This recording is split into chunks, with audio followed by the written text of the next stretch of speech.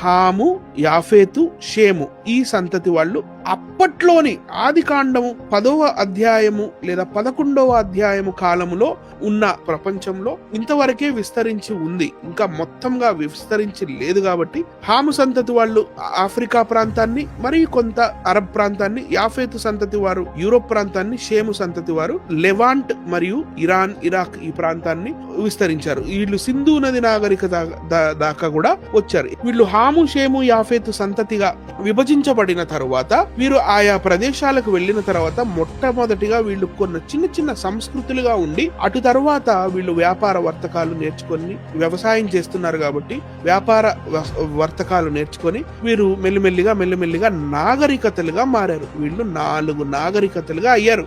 మొట్టమొదటిగా మెసొపొటేమియా నాగరికత, ఐగుప్తు నాగరికత, సింధు నది నాగరికత మరియు చైనీస్ నాగరికత 4గా వీళ్ళు విభజించబడ్డారు. మన భారతదేశంలో అత్యంత ప్రాముఖ్యమైన మరి ఏకైక మొదటి నాగరికత సింధు నది నాగరికత. ఈ సింధు నది నాగరికత భారతదేశంలోనే కొంత భాగం, మరి ప్రస్తుతం పాకిస్తాన్ లో కొంత భాగంలో విస్తరించబడి ఉంది. వాళ్ళు ఎక్కడి నుంచి వచ్చారనేది వీళ్ళు ఏలామీయులు, రైట్?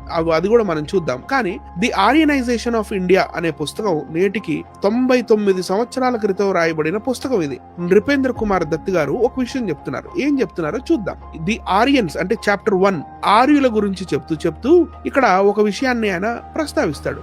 ఏం ప్రస్తావిస్తాడో చూద్దాం. When the first ancestors of the Indians, the Persians, the Greeks, the Romans, the Slavs, the Celts and the Germans were living together within the same enclosure. అంటే ఈ రకరకాల జాతుల వారు ఎవరైతే ఉన్నారో వీళ్ళందరూ ఒకే ప్రదేశంలోనే ఒకప్పుడు జీవించి ఉంటారా? అన్ని భాషలు కొంత కొంతగా ఎందుకు కలుస్తున్నాయి అని చెప్తూ వీళ్ళందరూ ఒకే ప్రదేశంలో జీవించి ఉంటారా అని చెప్తూ నే అని అన్నాడు, నో అని అన్నాడు. వాళ్ళు ఒకే ప్రదేశంలో జీవించి లేరు.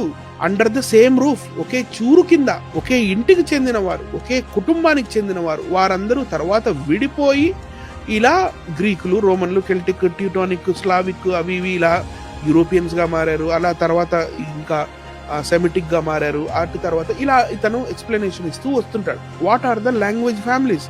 ఈ లాంగ్వేజ్ ఫ్యామిలీస్ నోస్ట్రాటిక్ అని అంటే జనరల్ గా మనం అర్థం చేసుకోవాలి ఏంటంటే ఈ భాష లేదు. ఆదాము నుంచి నోవాహు దాకా అది అయిపోయింది. తర్వాత కాలంలో ఆఫ్రోఏషియాటిక్, కార్టవేలియన్, ద్రావిడియన్, యురేషియాటిక్ అంటే ఇండో యూరోపియన్ అంటే యాఫేతుకు సంబంధించింది.